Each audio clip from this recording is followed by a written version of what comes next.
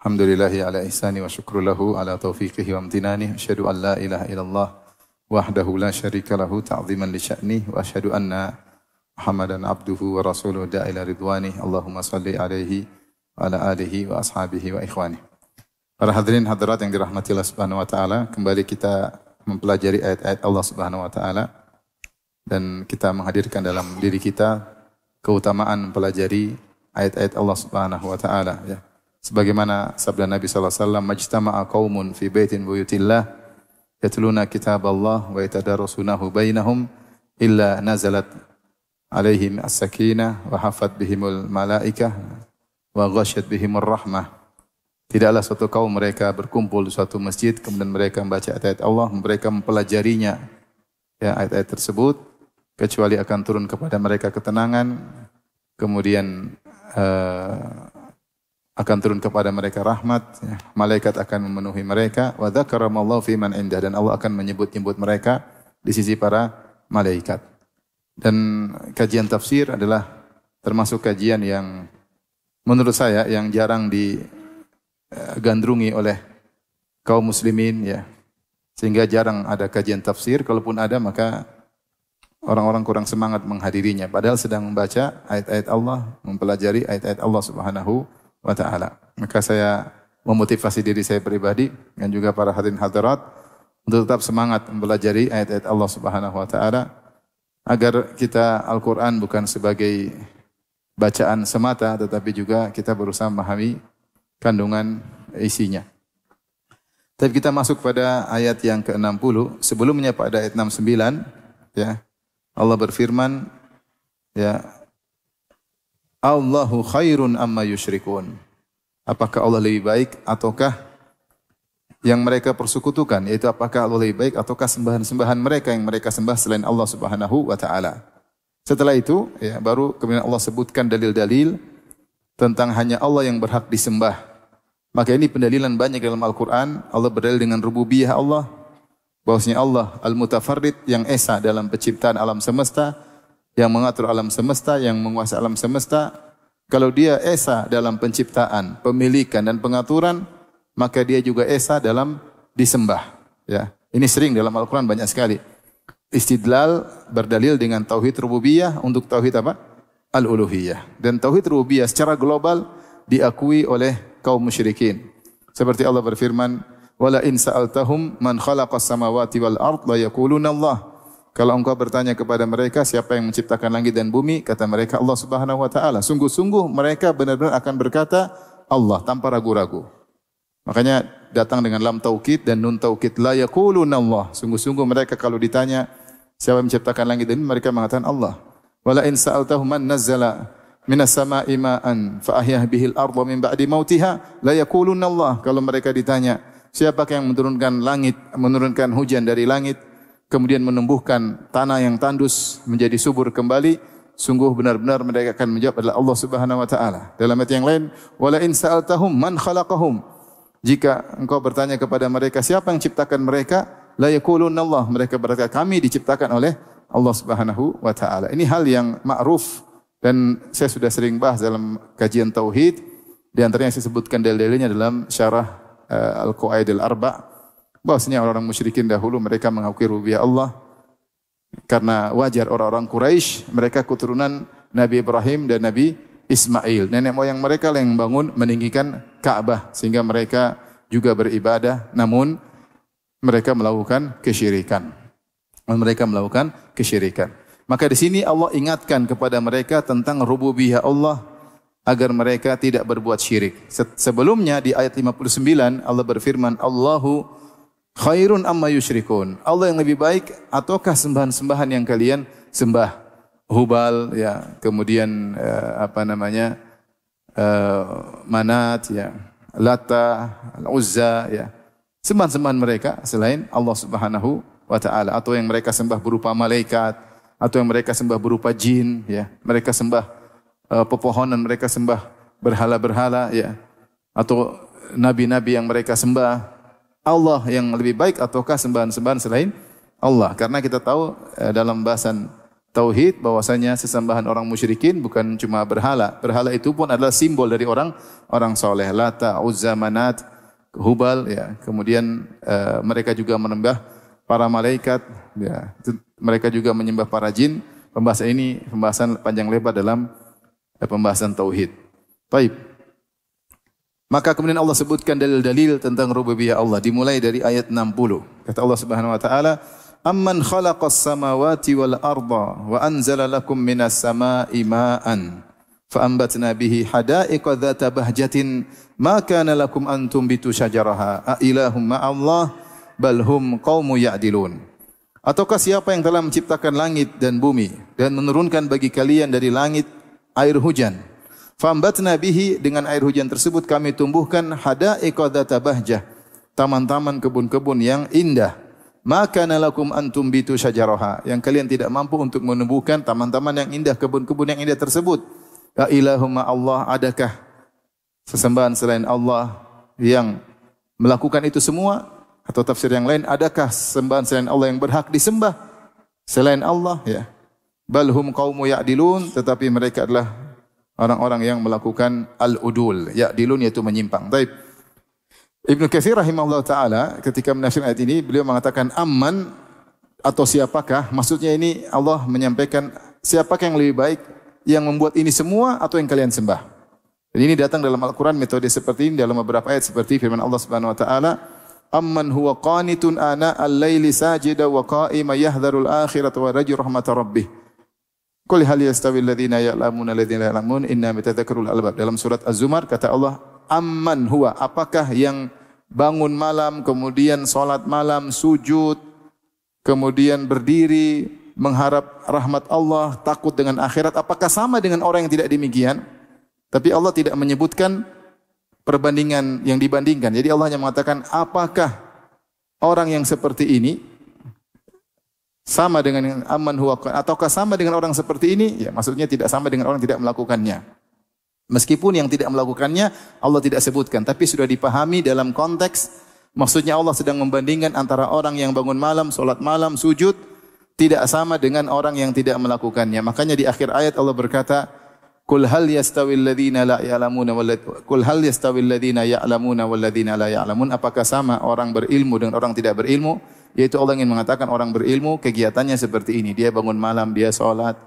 Apakah sama dengan orang jahil yang tidak melakukan ibadah seperti ini? Demikian juga seperti Allah Subhanahu wa taala, afaman huwa qa'imun ala kulli nafsin bima kasabat. Apakah Allah yang tegak mengurusi hamba-hambanya, menyaksikan apa yang dilakukan oleh hamba-hambanya sama dengan sesembahan yang tidak bisa melakukannya? Ini metode dibawakan oleh Ibnu Katsir sama dengan ayat ini, ayat-ayat dalam surat An-Naml ini.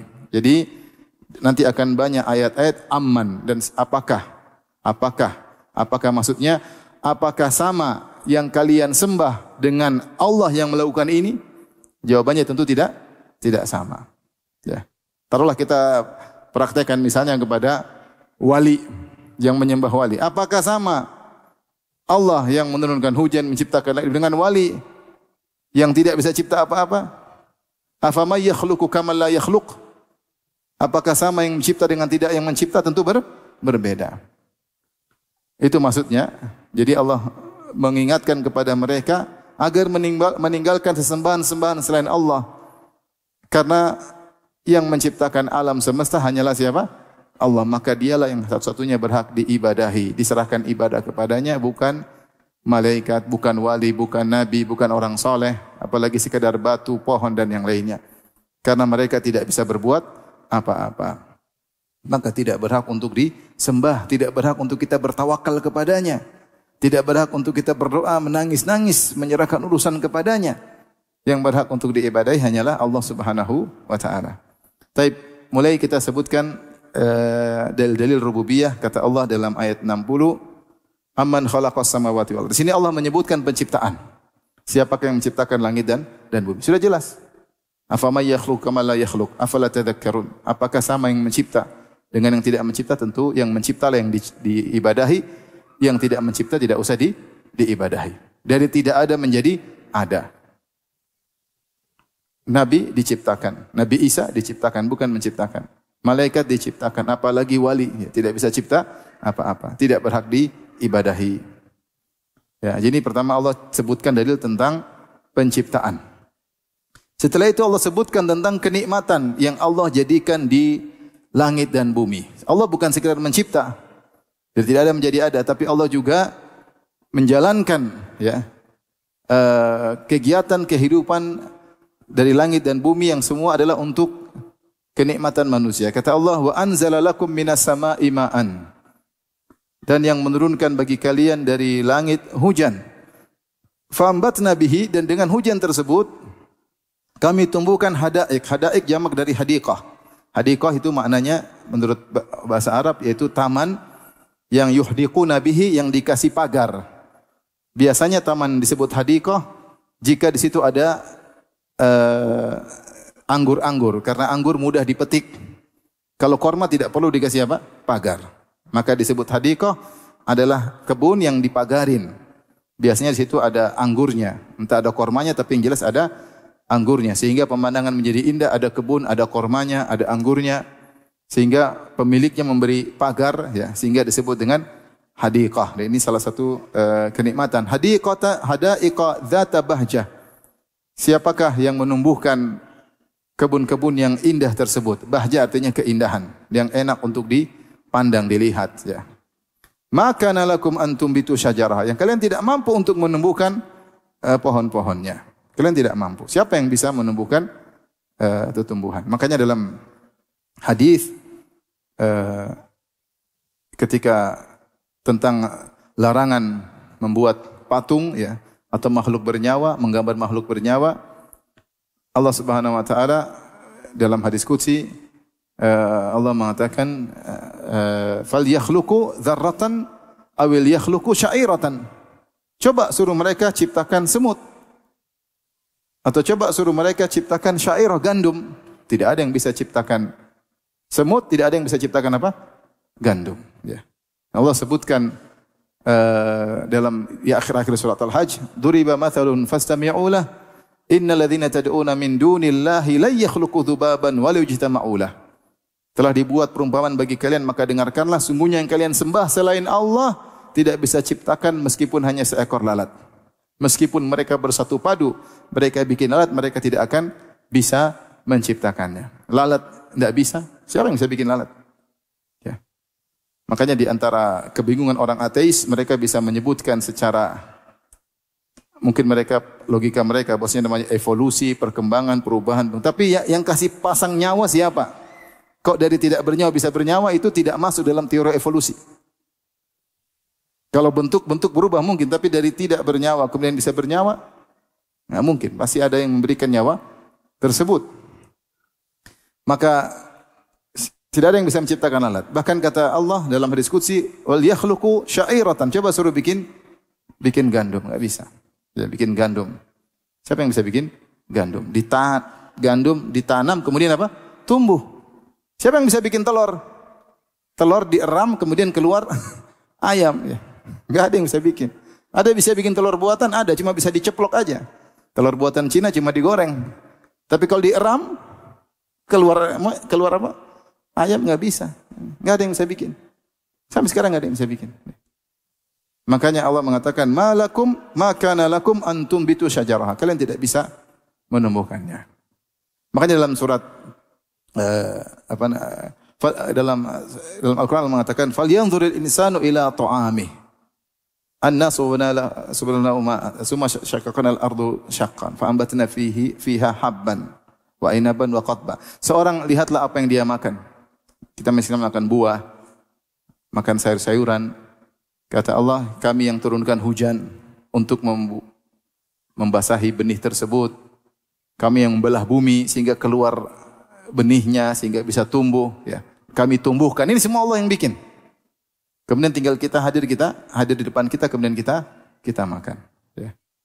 Allah juga berfirman dalam Al-Qur'an, "Afara'aitum ma tahruthun, a antum tazra'unahu am nahnu zari'un?" Tidak kalian melihat apa yang kalian tanam? Kalian tumbuhkan atau kami yang tumbuhkan? "Lau nasya'u ja'alnahu tama." Kalau kami ingin, kami akan hancurkan, keringkan tumbuhan-tumbuhan tersebut. Fadzaltum tafakkahun. Kemudian Allah berfirman, "Afara'aitumul ma'a alladzi tashrabun?" Renungkanlah tentang air yang kalian minum. A antum anzaltumuhu minal muzni am nahnul munzilun? Yang turunkan dari awan siapa? Kami atau kalian? Lau nasya'u ja'alnahu ujajan. Kalau kami berkehendak kami jadikan air tersebut asin. Kalau kami berkehendak kami jadikan air tersebut apa? Asin. Ini Allah sebut tentang rububiyahnya, bahwasanya ini semua Allah yang bikin.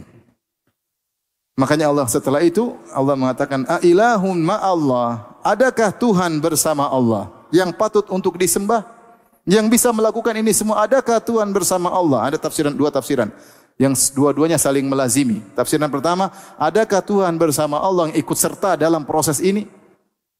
Adakah? Tidak ada. Nabi Isa ngatur hujan? Tidak ada. Nabi Muhammad ngatur hujan? Tidak ada. Malaikat diperintah oleh Allah Subhanahu wa taala tidak melakukan kecuali atas perintah Allah. Ini Allah lakukan sendiri. Dia bersendirian dalam pengaturan ini semua. Yang memberikan nyawa, yang menghidupkan, mematikan cuma Allah Subhanahu wa taala. La ilahun ma Allah. Adakah Tuhan yang ikut serta? Artinya kalau ada silakan disembah. Kalau ada yang ikut serta ciptakan langit dan bumi, silakan disembah. Tapi kalau tidak ada, makanya di antara syirik dalam rububiyah kalau meyakini ada selain Allah yang ikut serta dalam mencipta, dalam memiliki atau dalam mengatur. Kalau meyakini bahwasanya ada jin yang ngatur gunung, syirik ini. Ada yang mengatur, meyakini bahwasanya Nyi Roro Kidul ikut mengatur pantai selatan, syirik. Ini yang ngatur semua Allah Subhanahu wa taala. Apalagi mengatakan kita harus memuliakan sang wali karena yang jaga kota kita ini wali yang sudah mati. Ini wali masih hidup aja tidak bisa jaga dirinya. Tidak bisa jaga dirinya. Makanya ketika dia sakit dia ke rumah sakit, maunya sembuh ternyata mati. Dia saja tidak bisa jaga dirinya. Kemudian setelah mati dibilang dia menjaga negeri kita. Syirik atau bukan? Syirik ya akhi, yang jaga Allah Subhanahu wa taala. Tapi ini tersebar di sebagian apa? Masyarakat. Lagi kemudian muncul cerita-cerita khurafat-khurafat membuat orang berkeyakinan kepada sebagian wali ya, bosnya ikut mengatur alam semesta. Baik, kata Allah, ilahumma Allah, adakah Tuhan yang ikut serta dalam menciptakan langit dan bumi, mengatur ini semua? Yang konsekuensinya kalau begitu adakah Tuhan yang berhak disembah sementara yang melakukan hanyalah Allah semata? Jawabannya tentu tidak perlu dijawab. Ingkaran, namanya pengingkaran. Balhum qaumun ya'dilun, tapi mereka adalah kaum yang ya'dilun. Ya'dilun ini ada secara bahasa Arab bisa ya'dilun an atau al-udul an atau al-udul bi. Kalau menggunakan al-udul bi maksudnya adalah menyamakan selain Allah dengan Allah, yaitu mereka melakukan kesyirikan. Seperti Allah berfirman, alhamdulilladzi khalaqas samawati wal ardha wa ja'ala adh-dhulumati wan nur, tsumma alladhina kafaru bi rabbihim ya'dilun. Ada bi rabbihim ya'dilun. Jadi al-udul bi maksudnya menyamakan selain Allah dengan Allah, yaitu mensyirikan, mensekutukan Allah. Menyembah Allah juga menyembah selain Allah. Jadi makna balhum qaumun ya'dilun ada dua tafsiran karena Allah tidak disebutkan huruf takdiyahnya. Ini bahasa Arab sih ya. Antum ngerti enggak? Ngerti ya sudahlah, qadarullah. Makanya tidak mungkin sempurna seorang memahami Al-Quran dan Sunnah kecuali kalau ngerti apa bahasa Arab. Tapi kita bilang adalah ada dua, adalah bi, adalah an. Kalau adalah bi maksudnya menyamakan. Tapi mereka adalah kaum yang menyamakan Allah dengan selain Allah. Itu dalam penyembahan. Kaum musyrikin tidak pernah menyamakan Allah dengan selain Allah dalam urusan penciptaan. Mereka tidak pernah bilang Hubal, Lata, Manat, Uzza menciptakan langit itu. Tidak ada dalam kamus mereka. Tapi Allah mengatakan mereka menyekutukan Allah dalam peribadatan. Yaitu mereka menyembah Allah, mereka juga menyembah selain Allah. Mereka berdoa kepada Allah, mereka juga berdoa kepada selain Allah. Mereka bertawakal kepada Allah, mereka juga bertawakal kepada selain Allah. Yang tidak pantas untuk ditawakali. Kenapa? Karena sembahan mereka tidak ikut menciptakan langit dan bumi. Dan tidak ikut menumbuhkan tumbuhan, tidak ikut menurunkan hujan. Bagaimana kemudian bisa diibadahi? Ini pendapat pertama. Yang kedua, balhum qaumun ya'dilun, maksudnya ya'dilun anil haq, yaitu mereka berpaling dari kebenaran. Mereka tidak mau mendengar kebenaran. Mereka tidak mau mendengar dakwah tauhid dari Nabi sallallahu alaihi wasallam. Mereka tetap ngayal dengan kesyirikan yang mereka lakukan dengan dalil turunan nenek moyang. Selesai. Ya ini tradisi, masa mau ditinggal? Kami sudah nyaman selama ini dengan tradisi kesyirikan. Ya. Sulit memang terkadang meninggalkan tradisi setelah merasa kenyamanan. Udah nyaman, janganlah diganggu, ini nyaman. Ya. Taib. Kemudian Allah sebutkan lagi, ya. Amman ja'alal arda qarara. Siapa menjadikan bumi tenang? Ya. Bumi tidak bergerak, tidak bergoyang, dia tenang, bisa ditinggali dengan nyaman. Wa ja'ala khilalaha anhara. Kemudian Allah tidak jadikan bumi demikian, tetapi Allah jadikan di antaranya ada sungai-sungai. Sungai dengan isinya, berbagai macam sungai dibuat untuk apa? Kehidupan. Coba kalau antum ke Mesir lihat sungai Nil. Sungai Nil kalau enggak salah melewati 9 negara atau kurang lebih. Dari sungai tersebut berbagai macam apa? Timbul perkotaan. Mereka ambil kehidupan dari apa? Sungai tersebut. Sungai sumber kehidupan untuk bercocok tanam, untuk tumbuh apa namanya ikan-ikan dari sungai tersebut ya. Dan untuk kebutuhan-kebutuhan yang lainnya. Wa ja'ala khilalaha anhara. Wa ja'ala laha rawasiya. Dan Allah jadikan bagi dia rawasi itu ya suatu yang sawabit yang kokoh, maksudnya gunung. Gunung. Ya Allah jadikan gunung buat bumi tersebut.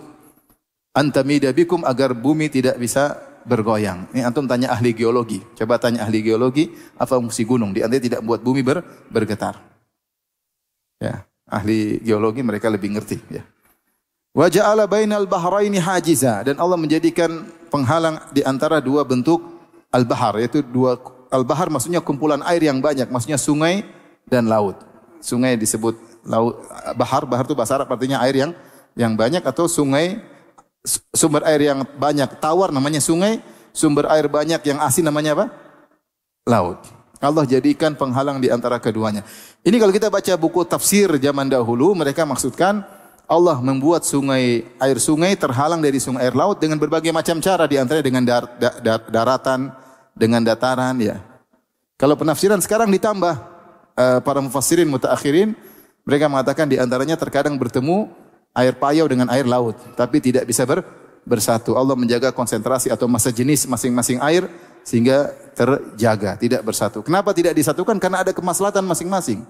Di air payau atau di air tawar ada kemaslahatan yang Allah kehendaki, di air laut ada kemaslahatan yang Allah kehendaki. Butuh air laut, butuh air tawar. Allah mengatakan kami jadikan penghalang di antaranya. Kalau kita baca Ibnu Katsir, tafsir ulama-ulama terdahulu, mereka mungkin belum mendapati fenomena alam di mana air tawar berdampingan dengan air apa? Air asin. Sehingga mereka mengatakan maksudnya sungai-sungai yang dibatasi dengan dataran-dataran. Ya. Nanti pada hari kiamat semua bersatu. Makanya Allah mengatakan wa idzal biharu fujirat ya. Ya. Ketika air laut kemudian meluap, kemudian bergabung antara air laut dengan apa? Air sungai. Kemudian Allah mengatakan wa idzal biharu sujirat, setelah bergabung Allah bakar air laut tersebut, menyala jadi api. Bagaimana caranya? Urusan Allah. Tinggal dibuka H2O-nya jadi apa? Oksigen, hidrogen terbakar. Wallahu alam, itu urusan apa? Allah Subhanahu wa taala. Tapi sekarang sebelum hari kiamat masing-masing pada tempatnya. Ini adalah nikmat-nikmat yang Allah berikan. Allah jadikan bumi seperti ini, Allah jadikan sungai-sungai, Allah jadikan lautan, Allah jadikan gunung-gunung. Ailahumma Allah. Adakah Tuhan yang lain melakukan seperti ini bersama Allah? Kerjasama dengan Allah melakukan ini semua? Adakah Tuhan? Apakah Nabi Muhammad ikut serta menciptakan langit dan bumi, mengatur alam semesta? Tidak. Rasulullah SAW makhluk termulia di alam semesta, tidak berhak untuk disembah. Dia enggak bisa apa-apa. Makanya terluka ketika perang Uhud. Waktunya sakit-sakit, ketika meninggal. Waktunya lapar-lapar. Waktunya buang hajat. Ya. Nabi SAW manusia terbaik, tapi dia tidak mengatur alam semesta. Nabi Isa juga tidak. Dikejar-kejar, kabur, minta tolong sama Allah, angkat. Coba kalau dia ngatur alam semesta. Mana mau kejar-kejar dia? Dia kabur. Sembunyi, ketahuan. Nggak bisa. Nggak ada. Apalagi wali-wali.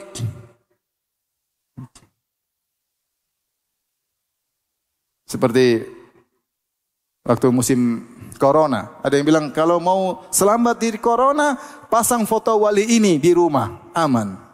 Itu wali saja waktu sakit dia ke rumah sakit. Sampai akhirnya meninggal dunia. Dia pingin sembuh aja enggak bisa. Dia saja ingin menyembuhkan dirinya tidak bisa. Akhirnya ke rumah sakit, akhirnya meninggal dunia. Sekarang sudah mati, bilang fotonya bisa menyelamatkan dari apa? Corona. Khurafat tingkat tinggi. Khurafat, subhanallah. Di tanah air kita luar biasa ya. Siapa yang mengatur ini semua? Dia yang berhak disembah. Ilahumma Allah. Adakah Tuhan selain Allah yang menyertai Allah dalam pengaturan alam semesta ini? Bal aktsaruhum la ya'lamun. Kebanyakan mereka tidak tahu konsekuensinya. Ya. Taib, ini subhanallah kalau kita lihat ya. Jadi ini di antara dalil tentang apa namanya? Bagaimana adanya Tuhan di antaranya dengan dari tidak ada menjadi ada. Allah menciptakan langit dan bumi dari tidak ada menjadi apa? Menjadi ada. Kemudian di antara adanya Tuhan yaitu namanya dalilul inayah. Kalau tadi dalilul ijad yaitu proses tidak ada menjadi ada, ini pembahasannya panjang lebar ya. Kemudian di antaranya dalil inayah bagaimana Allah menciptakan alam semesta ini dengan serasi, ada hujan, ada sungai, ada lautan, ada dataran, ada gunung. Semua ini menunjukkan Allah perhatian kepada makhluk yang akan tinggal di situ, yaitu manusia. Kalau kita buka lagi zaman sekarang, ternyata di dalam tanah ada minyak bumi untuk kebutuhan ini, ternyata ada logam buat kebutuhan ini. Kemudian Allah buka ilmu sedikit demi apa? Sedikit. Ini bukan kebetulan, tapi sudah dirancang oleh Allah untuk ilmunya dibuka sedikit demi apa? Sedikit. Habis energi ini, muncul energi ini. Sementara kalau kita baca misalnya oksigen di atas muka bumi dengan kadar tertentu. Kalau berlebihan kita nggak bisa hidup, mudah terjadi ledakan. Sementara di bagian planet lain ada oksigen tapi dengan kadar yang berbeda. Allah sudah atur semuanya. Ini namanya dalil inayah, itu bahwasanya tidak asal-asalan ketika membuat sesuatu. Kalau namanya orang ateis, Tuhannya kebetulan begini, kalau kebetulan nggak mungkin begini. Makanya sering bilang kalau orang ateis kita kasih bola tersebut ternyata ada jahitan bendera Indonesia, bendera ini banyak rapi. Dalam satu bola ada 60 bendera negara-negara. Kita bilang ini terjadi kebetulan atau ada yang bikin? Dia pasti bilang ada yang bikin karena enggak mungkin rapi seperti ini. Ada bendera-bendera enggak mungkin rapi seperti ini. Ya kita bilang kamu saja bola ini kamu bilang tidak mungkin terjadi kebetulan, apalagi bola dunia. Dengan berbagai macam sistem yang ada dalam bola dunia tersebut, seperti ini Allah sebutin. Siapa yang ciptakan langit dan bumi? Bukan ciptakan langit dan bumi, siapa yang turunkan hujan, siapa yang bikin sungai, siapa yang bikin laut, siapa yang menumbuhkan tumbuhan, siapa? Ini sistem semua. Bisakah kau tumbuhkan tumbuhannya, tumbuhan dengan berbagai macam modelnya, sesuai dengan kebutuhan manusia untuk keindahan, hewan-hewan dengan berbagai, ini tidak mungkin terjadi apa? Kebetulan. Apalagi Allah berkata, hadaiqa dzata bahjah. Allah tumbuhkan tumbuhan yang indah untuk dipandang. Kalau Tuhan kebetulan aja terjadi tanpa Tuhan, maka cukup yang penting bisa buat dimakan. Tapi ternyata Allah tidak ciptakan cuma buat dimakan saja, tapi ada keindahan. Anggur dengan keindahannya, korma dengan apa? Keindahannya. Kalau kebetulan atau evolusi cuma plek pada titik, tidak perlu indah. Makanya di antara bantahan terhadap orang-orang ateis, ada keindahan dalam semesta. Berarti Tuhan itu ada. Dia ingin bikin apa? Keindahan. Makanya Allah mengatakan hadaiqa dzata bahjah. Kebun-kebun, taman-taman yang indah. Kalau kebetulan semerawut, paham?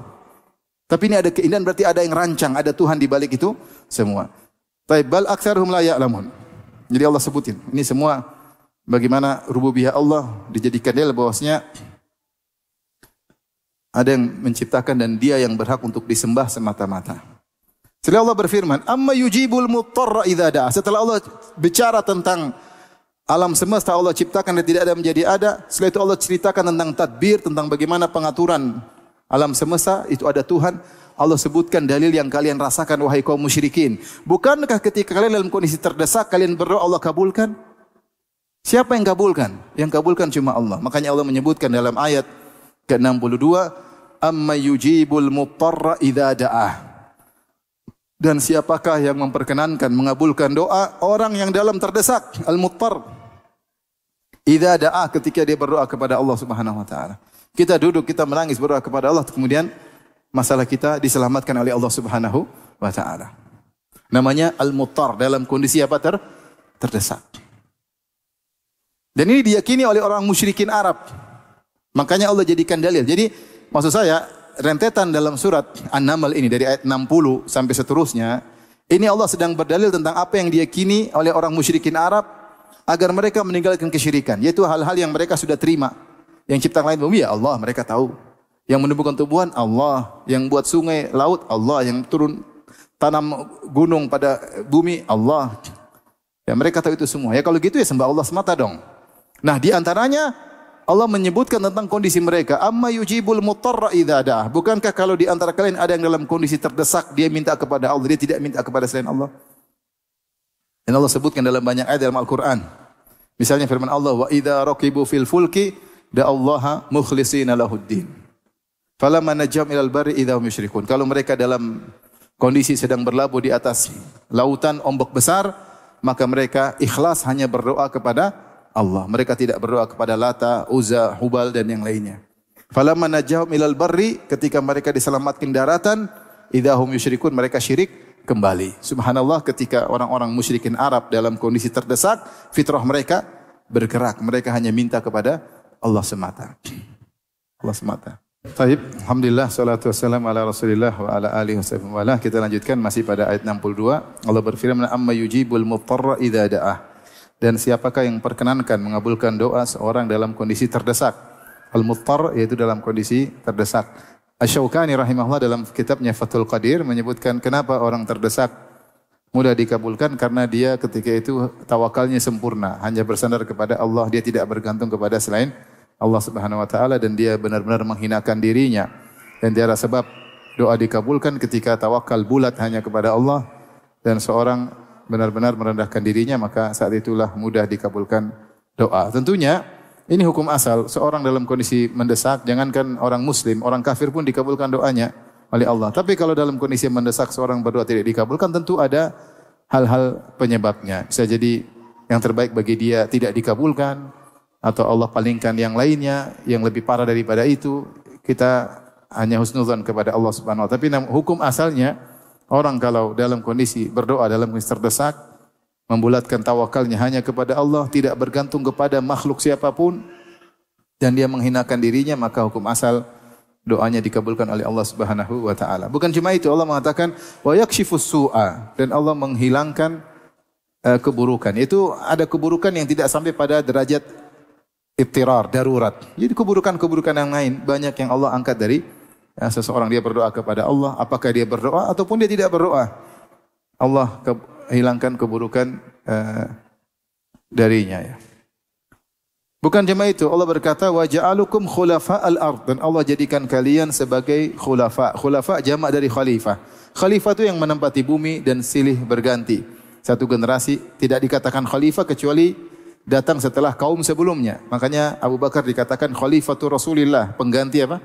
Rasulullah. Itu Allah jadikan kalian khalaif, ganti mengganti satu generasi berikutnya untuk mengambil manfaat dari bumi ini. Ya, Allah siapkan bumi untuk diambil manfaatnya, dan Allah berikan kalian kemampuan untuk mengambil manfaat dari bumi tersebut. Ini semua kenikmatan. Kata Allah, a ilahum ma Allah, adakah Tuhan yang bersama Allah yang memberikan nikmat ini semua? Dan konsekuensinya, adakah Tuhan yang patut disembah sementara Tuhan tersebut tidak bisa melakukan ini semua? Qalilam ma tadhakkarun, amat sedikitlah kalian yang mengingatinya. Ini orang musyrikin. Mereka tidak mengambil konsekuensi rububiyah untuk uluhiyah.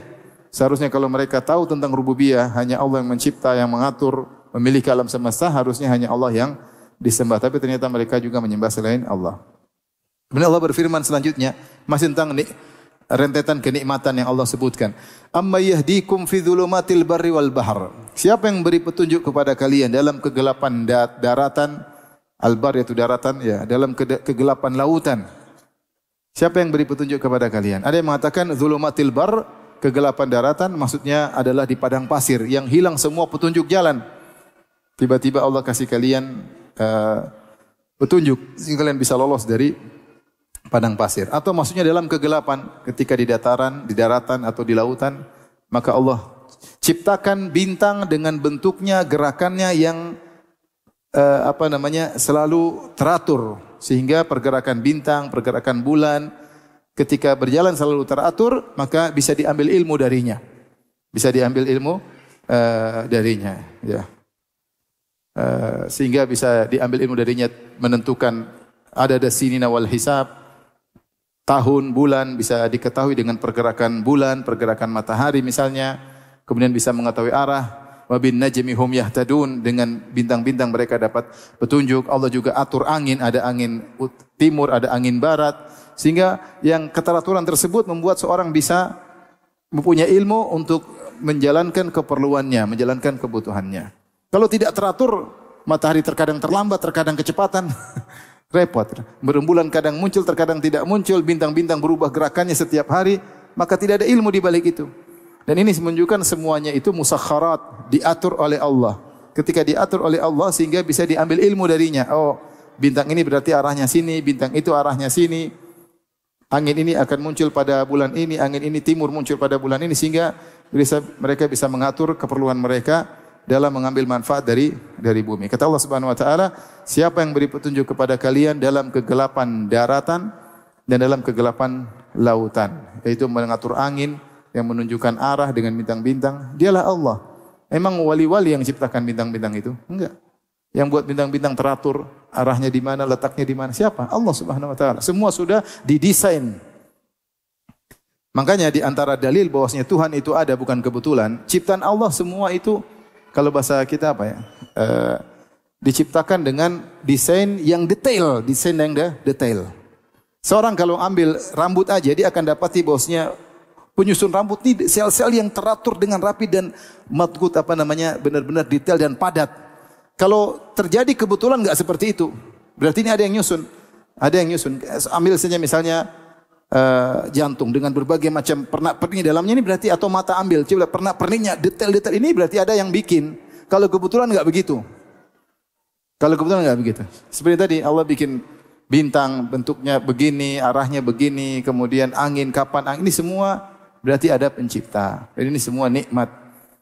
Kemudian kata Allah, "Ma yursilur riyaha busyran baina yaday rahmati." Dan siapakah yang meniupkan angin sebagai kabar gembira akan datang hujan. Di sini Allah menamakan hujan dengan rahmat. Rahmat setelah angin dahulu, baru kemudian turun apa? Hujan. Ini dalil bahwasanya tidak mengapa ramalan cuaca, karena di antara ilmu yang bisa kita ketahui. Ini Allah mengatakan kalau ada angin berarti pertanda apa? Hujan. Orang dulu tahu, oh, angin seperti ini berarti hujan. Angin begini bukan hujan.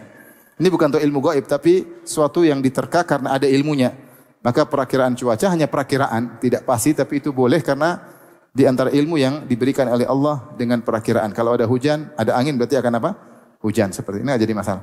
A ilahum ma'allah. Allah ulangi lagi. Adakah Tuhan bersama Allah yang ngatur itu semua? Ataukah Allah hanya sendirian? Sehingga apakah ada Tuhan yang pantas disembah? Kalau ada Tuhan yang ngatur gini, kita sembah dia juga. Kalau misalnya saya diciptakan oleh dua zat, Allah dan yang lainnya, saya juga sembah yang lain. Tetapi yang ciptakan kita hanya siapa? Allah. Seandainya yang mengatur benua Asia Allah dan ada zat lain, kita akan sembah zat tersebut karena dia punya peran dalam mengatur alam. Tapi ketika yang mengatur alam hanyalah Allah semata, maka dia yang berhak disembah. Kata Allah, Ta'ala Allahu amma yusyrikun. Maha suci Allah dari sekutu-sekutu yang mereka persekutukan dengan Allah Subhanahu wa taala. Allah lanjutkan lagi. Amma yabda'ul khalqa tsumma yu'idu. Siapa yang memulai penciptaan? Ini dalil ijad, dari tidak ada menjadi ada. Kemudian Allah masukkan di antaranya tsumma yu'iduhu, dan Allah akan mengembalikannya. Orang-orang musyrikin mereka mengingkari hari kebangkitan. Tapi Allah selipkan di sini. Semua yang disebutkan sebelumnya mereka akui orang musyrikin kecuali hari kebangkitan. Makanya mereka menolak dakwah Nabi karena Nabi menyerukan ada hari kebangkitan. Tapi Allah paksakan di sini. Mereka mau tidak mau harus terima. Kalau Allah bisa begini, bisa menciptakan, bisa ini, mengembalikan sangat mudah. Wa huwa ahwanu alaihi, sangat mudah bagi Allah. Amman yabda'ul khalqa, siapa yang mulai penciptaan dan kemudian mengulangi lagi. Maka disebut pengulangan. Kalau yang bisa menciptakan tidak ada menjadi ada, mengulangi lebih mudah atau tidak? Kalau kita manusia, bagi Allah semuanya mudah. Tapi bagi kita, kalau kita pernah membuat sesuatu, mengulangi lagi, mudah atau tidak? Mudah. Allah mau menciptakan mulai mudah, apalagi sekadar mengulangi, tinggal kun fayakun. Ini pembahasannya panjang, bukan saatnya kita bahas. Wa may yarzuqukum minas sama'i wal ard, siapa yang beri rezeki kepada kalian dari langit dan bumi? A ilahum ma Allah, adakah Tuhan bersama Allah yang beri rezeki kepada kalian, yang turunkan hujan, yang menumbuhkan tumbuhan?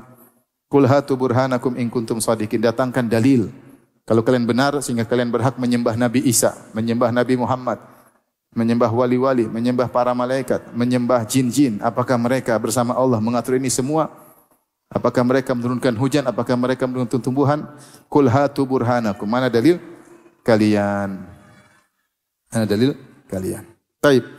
Ini semua tadi kita bilang al-istidlal birrububiyah alal uluhiyah. Allah sering dalam Al-Qur'an berdalil dengan rububiyah Allah. Allah Maha Esa dalam penciptaan, pemilikan dan pengaturan. Kalau begitu hanya Dialah yang berhak untuk disembah. Ini dalam Al-Qur'an banyak sekali.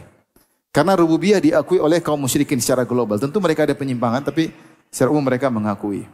Kalau kalian mengakui rububiyah maka hanya Allah yang berhak untuk disembah. Di antara pendalilan menarik adalah pernyataan Thahir bin Ashur dalam tafsirnya, dia mengatakan al-istidlalu masyubun bil imtinan. Ini istidlal tetapi pendalilan dengan rububiyah Allah disertai dengan imtinan, yaitu Allah berikan kenikmatan-kenikmatan. Tadi Allah sebutkan Allah yang turunkan hujan, Allah yang tumbuhkan tumbuhan, Allah yang kabulkan doa kalian, Allah yang menjadikan kalian mengambil manfaat dari bumi ini. Dan konsekuensi dari zat yang berikan kita kenikmatan, harusnya kita hanya beribadah kepada Dia. Dan harusnya kita semangat beribadah kepada Dia. Kita ini kalau punya bos kasih kita gaji 100 juta per bulan, kita disuruh kapan saja siap atau tidak? Siap. Dia telepon jam 2 malam, siap meskipun ngantuk. Karena kita digaji 100 juta tiap bulan. Hanya materi dunia. Sementara Allah Subhanahu wa taala menjadikan kita kenikmatan banyak ya. Tubuh kita melihat kesehatan, keluarga banyak sekali tiap hari. Bernapasan ya. Banyak sekali Allah berikan, setiap saat Allah berikan. Allah sebutkan nikmat-nikmat ini. Seharusnya kalau engkau meyakini ini semua, harusnya kau semangat beribadah. Makanya konsekuensi dari seorang mengetahui kenikmatan banyak Allah berikan pada dia, harusnya dia lebih semangat beribadah. Makanya Allah berfirman kepada Nabi Sulaiman, "I'malu ala Dawud syukra."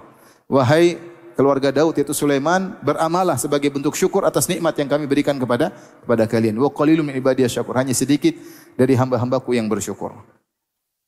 Maka kita kalau ingat nikmat-nikmat ini, kita harusnya semangat. Semakin banyak nikmat, harusnya semakin banyak beribadah.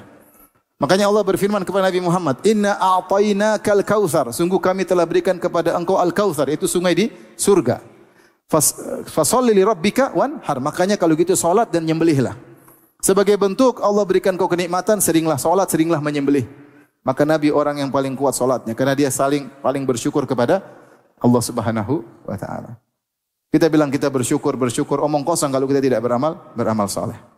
Maka kalau kita malas ibadah, ingat betapa banyak nikmat yang Allah berikan kepada kita. Di antaranya kalau kita ingat nikmat Allah, kita berhenti dari maksiat.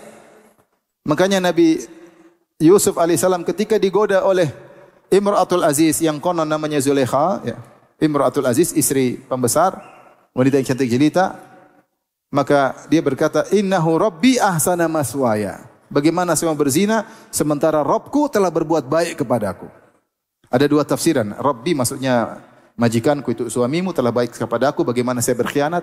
Tafsiran kedua, innahu rabbi itu Allah, sungguhnya Allah telah berbuat baik kepadaku.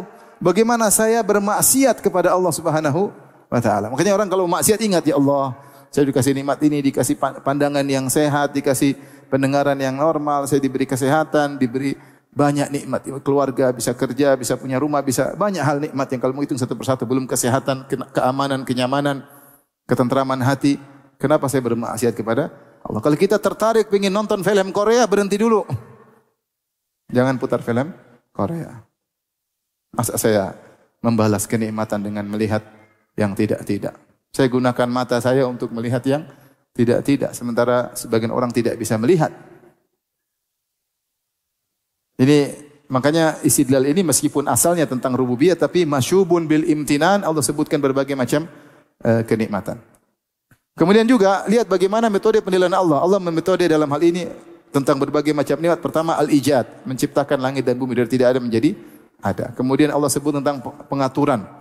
Disebut dalil inayah, bagaimana Allah atur bumi seperti ini, ada lautnya, ada sungainya, ada gunungnya, ada hujannya. Namanya dalil inayah, nikmat tersendiri. Allah sebutkan juga di antara nikmat, Allah menolong kalian dalam kondisi darurat, Allah kabulkan, Allah hilangkan kesusahan kalian. Di antara bentuk kenikmatan, Allah jadikan khulafa al-ard. Allah jadikan kalian bisa punya kecerdasan, pengaturan untuk mengambil manfaat dari bumi. Maka ini semua adalah nikmat yang mengharuskan kalian tidak menyembah kecuali Allah semata. Kemudian Allah berfirman setelah itu, Qul la ya'lamu man fis samawati wal ardil ghaiba illallah wa ma yash'uruna ayyana yub'atsun. Katakanlah wahai Muhammad, tidak ada seorang pun di langit dan di bumi yang mengetahui perkara yang gaib kecuali hanya Allah. Ini dalil bahwasanya yang tahu gaib cuma Allah Subhanahu wa taala. Ini disebut dengan al-istitsna al-munqati. Kecuali ini terputus. Ada nama istisna, pengecualian dalam bahasa Arab ada dua. Ada al-muttasil, ada al-munqati. Nyambung, ada putus. Bedanya di mana? Bedanya seperti saya mengatakan, yang nyambung begini. Nyambung itu maksudnya yang dikecualikan merupakan anggota dari hukum asal. Seperti saya mengatakan, semua murid berdiri kecuali Khalid. Khalid juga murid. Dia duduk. Kecuali Khalid, sungguhnya dia sedang apa? Duduk. Ini namanya pengecualian yang nyambung. Karena Khalid bagian dari murid. Paham? Ini dalam bahasa Arab disebut al-istisna al-muttasil. Al-istisna, pengecualian yang nyambung. Saya katakan semua murid berdiri kecuali siapa? Khalid. Berarti Khalid bagian daripada murid, tapi dia tidak berdiri, dia duduk. Kalau munqati terputus, yang dikecualikan bukan anggota daripada anggota sebelumnya. Contoh saya mengatakan, semua murid berdiri kecuali Pak Guru. Pak Guru anggota bagian murid enggak? Bukan. Ini namanya istisna munqati. Makanya khilaf di kalangan para ulama tentang iblis dari jin atau tidak. Allah berfirman, wa idh qulna lil malaikati isjudu li Adam fasajadu illa iblis. Ketika kami berkata kepada para malaikat sujudlah kepada Adam, maka mereka semua sujud kecuali iblis. Nah, iblis ini muttasil, dia bagian daripada jin, daripada malaikat, atau dia munqati, dia bukan bagian daripada malaikat. Dua tafsiran di kalangan para ulama. Ada yang mengatakan iblis merupakan bagian dari malaikat. Ada yang mengatakan kalau istisnanya muttasil bersambung. Ada yang mengatakan iblis bukan bagian dari malaikat. Kalau istisnanya munqati terputus, dia adalah jin. Yang pertama seperti semua murid berdiri kecuali siapa? Khalid. Yang kedua semua murid berdiri kecuali Pak Guru. Makanya belajar bahasa Arab. Sudah barakallahu fiik, sudah jago. Naam. Wa fika barakallah. Kaifa haluk? Sudah keren. Ahsanallahu ilaik, sudah keren. Lanjutin. Ya, jangan cuma di situ aja. Taib. Di sini yang benar istisna adalah munqati, yaitu qul la ya'lamu man fis samawati wal ard, artinya tidak ada yang tahu yang gaib baik langit dan bumi illallah. Maksudnya kecuali Allah. Allah tidak termasuk dari sebelumnya. Kalau kita bahasakan la ya'lamu man fis samawati wal ardil ghaiba walakinnallaha ya'lam. Semua di langit dan bumi tidak tahu tentang hal yang gaib, akan tapi Allah tahu. Ini dalil bahwasanya gaib yang tahu hanyalah Allah. Gaib ada dua, ada namanya al-gaibul mutlak, ada namanya al-gaibun nisbi. Gaib nisbi dan gaib mutlak. Gaib mutlak itu perkara-perkara yang tahu hanya Allah Subhanahu wa taala. Kapan hari kiamat yang tahu cuma siapa? Allah. Masa depan yang tahu cuma siapa? Allah. Ada gaib nisbi. Gaib nisbi itu sebagian makhluk tahu, sebagian makhluk tidak tahu. Tidak tahu. Seperti istri kita di rumah tahu apa yang di rumah, kita enggak tahu. Bagi kita gaib, bagi dia tidak gaib karena dia sedang di rumah. Seperti Allah mengabarkan sebagian hal gaib masa depan kepada sebagian malaikat dan kepada sebagian rasul. Bagi mereka tidak gaib, bagi kita gaib karena kita tidak dikabarkan. Allah mengatakan alimul ghaibi fala yudhiru ala ghaibihi ahada illa man irtadha mir rasulin. Allah tahu ilmu gaib dan Allah tidak mengabarkan kecuali kepada para rasul yang Allah ridhai. Itu sebagian malaikat dan sebagian rasul. Sebagai bukti bahwasanya mereka para rasul. Tidak semua ilmu gaib Nabi tahu. Makanya Aisyah radhiyallahu anha berdalil dengan ayat dalam hadis riwayat Muslim, dia berkata, "Man qala anna Muhammadan sallallahu alaihi wasallam yukhbiru bima yakunu fi ghadin faqad a'zama Allah 'ala Allahi firyah." Siapa yang mengatakan Muhammad mengabarkan apa yang terjadi besok, maka dia telah melakukan kedustaan besar terhadap Allah. Karena Allah berfirman, "Qul la ya'lamu man fis samawati wal ardil ghaiba illallah." Katakanlah tidak ada di langit dan di bumi yang tahu tentang al-ghaib kecuali cuma siapa? Allah. Makanya ketika ada orang-orang memuji Nabi, mengatakan wa fina nabiyyun ya'lamu ma fi ghadin, di tengah-tengah kita ada seorang nabi yang tahu hari esok, maka Nabi pun marah karena Nabi tidak tahu apa yang terjadi besok. Buktinya jangankan yang terjadi besok, istrinya waktu ketinggalan sehingga dituduh berzina dengan Sofwan bin Mu'attal As-Sulami, Rasulullah tidak tahu. Kisah namanya Hadithatul Ifk, orang-orang munafik nuduh Aisyah berzina dengan Sofwan. Nabi tidak tahu, padahal itu terjadi di zaman dia. Istrinya ketinggalan pulang telat sama Sofwan bin Mu'attal As-Sulami radhiyallahu anhu. dituduh Aisyah berzina. Nabi tidak tahu istrinya berzina atau tidak sampai turun ayat mengatakan Aisyah tidak berzina. Saking Nabi tidak tahu sampai Nabi datang kepada Aisyah. Kata Rasulullah, "Ya Aisyah, in kunti alamti bidzambin." Ya Aisyah, kalau memang kau berdosa, minta ampunlah, Allah akan ampuni engkau. Tapi kalau kau tidak berdosa, maka fasayubarri'ukillah. Allah akan bebaskan engkau dari tuduhan tersebut. Ketika mendengar pernyataan Nabi tersebut, Aisyah tadinya menangis berhenti. Maka dia tidak menyangka suaminya masih kasih kemungkinan kalau memang kau berdosa. Dia maunya Nabi mengatakan, kau pasti tidak begitu hai istriku. Tapi Nabi tidak mau mendahului Allah. Nabi tidak tahu hakikat. Makanya Nabi mengatakan kepada istrinya, Aisyah nangis berhari-hari tidak berhenti. Sampai akhirnya di penghujung setelah sebulan Nabi datang kepada Aisyah. Aisyah lagi di rumah ayah dan ibunya. Nabi berkata, perkata ini membuat Aisyah sedih sehingga dia berhenti menangis.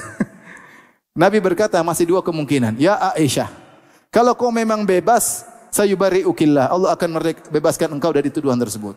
Wa in kunti alamti bidzambin, tapi kalau kau dosa, istighfarlah. Ini yang buat Aisyah. Akhirnya Aisyah mengatakan, wahai ayahku, bantah itu Nabi, bela aku. Wahai ibuku, bela aku. Kata kedua orang tuanya, bagaimana mau? Akhirnya turun ayat membela Aisyah. Bahwasanya Aisyah bersih, ketika Aisyah bersih, kata ayahnya, berdirilah kepada Nabi. Kata Aisyah, enggak. Karena yang bela dia bukan Nabi, siapa? Allah. Artinya Nabi tidak tahu ilmu gaib. Sebulan tuduhan Aisyah berzina atau tidak, dia tidak tahu. Dia tunggu wahyu dari Allah. Itu padahal terjadi di zaman dia. Ini kejadian pertama. Gara-gara kenapa Aisyah ketinggalan? Gara-gara kalungnya hilang, dia cari, akhirnya ketinggalan rombongan. Perjalanan berikutnya, Aisyah kalungnya hilang lagi.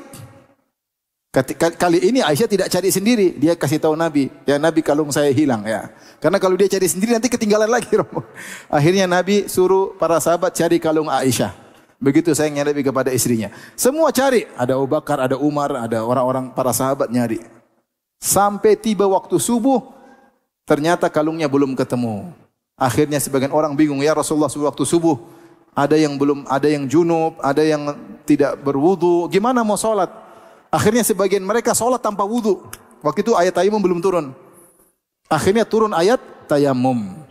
Gara-gara Aisyah kalungnya hilang, maka turunlah ayat tayamum. Sampai Aisyah dipuji. Ma hiya bi awwali barakatika ya ala Abi Bakar. Ini bukan keberkahan engkau yang pertama wahai Aisyah. Kau sering mendatangkan keberkahan. Gara-gara kalungmu hilang, ada syariat baru. Syariat apa? Tayamum. Sampai akhirnya selesai sholat subuh, ternyata kalung belum ketemu. Akhirnya ketika Nabi berjalan pergi, ternyata kalungnya diinjekin onta. Ontanya berdiri baru ketahuan. Ontanya pun tidak bilang, ya Rasulullah di bawah saya, enggak. Maksud saya, Nabi tidak tahu situ ada wali-wali Allah, ada para sahabat yang dijamin masuk surga. Mereka tidak tahu. Jangankan bicara gaib, yang sekarang sedang terjadi pun mereka tidak tahu. Makanya kalau ada yang bilang, oh saya tahu besok, saya tahu besok. Ente berdosa atas nama Allah. Cuma dua kemungkinan yang tahu besok. Nabi, Allah kasih tahu, atau dukun. Kemungkinan kau dukun, karena Nabi sudah enggak ada. Berarti kau dukun, ada jin yang pura-pura kasih kabar-kabarin engkau sehingga kau menerka-nerka. Oleh karenanya ini dalil bahwasanya tidak ada yang tahu ilmu gaib kecuali siapa? Allah Subhanahu wa taala. Adapun gaib nisbi ada, gaib nisbi tadi sebagian makhluk tahu, sebagian makhluk tidak tahu. Tapi ada yang mutlak yang tidak tahu kecuali Allah Subhanahu wa taala. Kata Allah Subhanahu wa taala, "Wa ma yash'uruna ayyana yub'atsun." Dan mereka tidak mengetahui bila mereka dibangkitkan. Mereka tidak tahu ilmu gaib dan mereka tidak tahu kapan tiba hari kiamat. Jibril pun tidak tahu ketika ditanya tentang hari kebangkitan. Hari kiamat tidak tahu, apalagi hari kebangkitan. Enggak ada yang tahu. Yang tahu hanyalah Allah semata. Setelah itu Allah berfirman, ini ayat terakhir pada pertemuan kita. Balid daraka ilmuhum fil akhirah. Sebenarnya pengetahuan mereka tentang akhirat tidak sampai ke sana. Balhum fi syakki minha. Bahkan mereka ragu-ragu tentang hari akhirat. Balhum minha amun. Dan mereka buta dari tentang akhirat. Di sini ada dua qiraah. Balid daraka dan bal adraka. Adapun balid daraka, kata ahli tafsir diambil dari bal tadaraka. Tadaraka. Tetapi huruf ta dan huruf dal, mahroknya dekat. Ta, dal. Sama tidak? Ta, dal. Apa namanya? Ta, dal ya. Dal. Kita tuh dalnya kita salah sebenarnya. Dal itu harusnya di tempat ta. Yang benar dalnya orang Jawa. Dalnya orang Jawa itu dal, ya enggak? Dal. Orang Arab kalau bilang dal itu dal, bukan dal. Kalau kita tebal, kita ke belakang. Dal, ya. Iya enggak?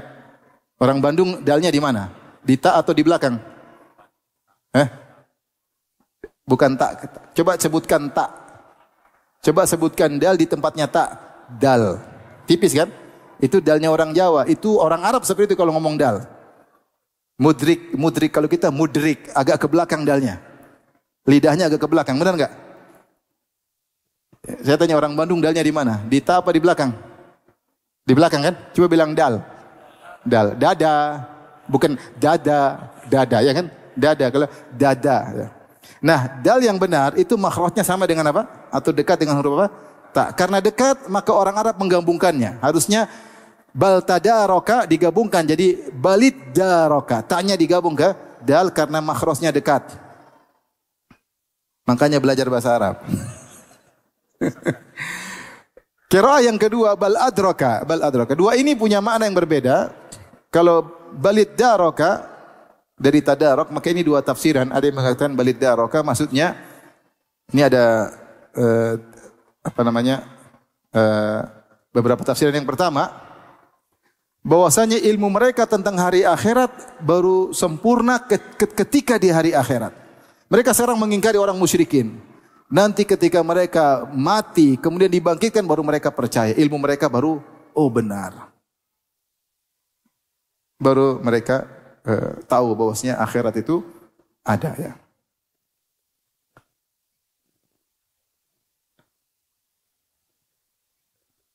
Ini makna pertama. Balid daraka maksudnya ilmu mereka baru sempurna ketika mereka dibangkitkan. Baru mereka yakin hari akhirat ada. Yang kedua, maknanya adalah mereka tadarok, yaitu ilmu mereka sekarang maupun nenek moyang saling berwasiat, saling turun-temurun ilmu mereka untuk mengingkari hari akhirat. Yaitu Muhammad, jangan kau heran kalau mereka mengingkari akhirat karena mereka sudah turun-temurun seperti itu. Mereka ambil dari nenek moyang mereka, tradisi mereka mengingkari hari akhirat. Pendapat ketiga, bahwasanya mereka saling tadarok, yaitu saling satu menyatu ilmu mereka sehingga mereka saling berselisih. Seperti Allah berfirman, amma yatasaalun 'anin naba'il 'azim alladzi hum fihi mukhtalifun. Apa yang mereka sedang diskusikan jadi buah bibir di antara mereka. 'Anin naba'il 'azim tentang suatu berita yang besar, ada yang mengartikan adalah hari kiamat. Ya. Alladzi hum fihi mukhtalifun, yang mereka berselisih tentang hari kiamat tersebut. Ada yang bilang ada yang bilang tidak ada, jadi mereka berselisih. Ini tiga tafsiran dengan makna balid darak. Kalau dibaca balid darak. Qiraah yang lain bal adraka, maka disebutkan maknanya adalah fana, disebut adrakatis thimar, ya. Ya, idza faniya nadajuha, ya, maknanya bahwasanya ilmu mereka benar-benar hilang tentang hari akhirat. Adrak maknanya hilang. Maknanya benar-benar ilmu mereka tentang hari akhirat, mereka buta, mereka tidak mau peduli, mereka tidak melihat dalil yang begitu banyak, bahwasanya dalil yang begitu banyak menunjukkan Allah itu bisa menghidupkan kembali. Seperti Allah mengatakan turunnya hujan, bumi mati, kemudian tandus, kemudian tumbuh lagi. Kata Allah, kadzalikan nusyur, demikian pula hari kebangkitan. Mati hidup lagi. Ada contohnya. Tapi semua dalil tentang hari kebangkitan banyak dalam Al-Quran. Ada pembahasan khusus ya. Tapi mereka benar-benar ilmu mereka buta sehingga mereka mengingkari hari kebangkitan. Kata Allah, bal hum fi syakkim minha. Sungguhnya mereka ragu, iya atau tidak mereka ragu. Mereka ragu. Bal hum minha amun. Kata Allah, mereka benar-benar buta dari hari akhirat. Amun dari ama, kemudian amin itu fa'il dari wazan fa'il. Sighah mubalaghah li ismil fa'il. Amin maknanya amun. Maknanya jadi amun jama' dari amin. Amin maknanya orang buta. Yaitu mereka benar-benar buta, yaitu buta mata maupun buta hati, sehingga berbagai macam dalil yang Allah berikan akan adanya hari akhirat mereka tidak peduli, mereka tidak imani. Demikian juga mereka buta untuk tidak mengesahkan Allah Subhanahu wa taala. Baik, demikian saja. Mohon maaf segala kekurangan. Wabillahi taufiq. Assalamualaikum warahmatullahi wabarakatuh.